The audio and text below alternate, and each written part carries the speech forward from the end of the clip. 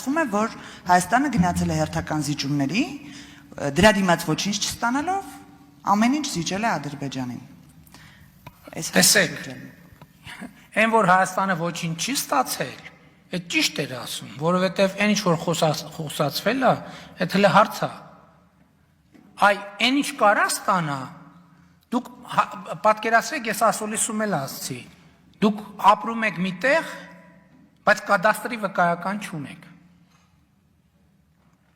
Հասկանում եք։ Մենք բոլորս հասկանում ենք, որ մենք մեր շատ սիրելի հայրենիքում 30 տարի ապրում ենք միտեղ, որի կադաստրի վկայականը չունենք։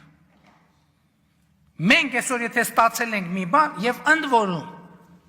Հայաստանը որպես պետություն իր բազմահազարամյա գոյության ընթացքում երբեք կադաստրի վկայական չի ունեցել։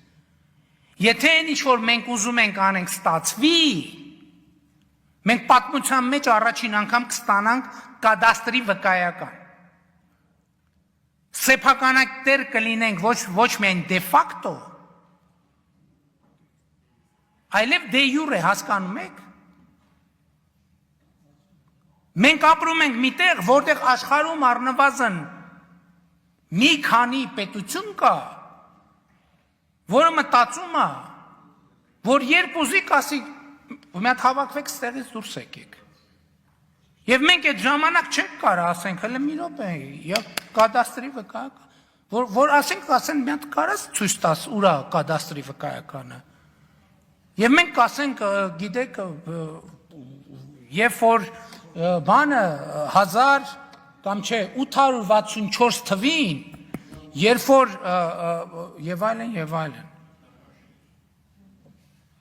եւ ավելին, եթե այդ ստացվի ավելին, եթե այդ ստացվի Լեռնային Ղարաբաղի հայության իրավունքների եւ անվտանգության հարցով ինստիտուցիոնալ բանակցային process,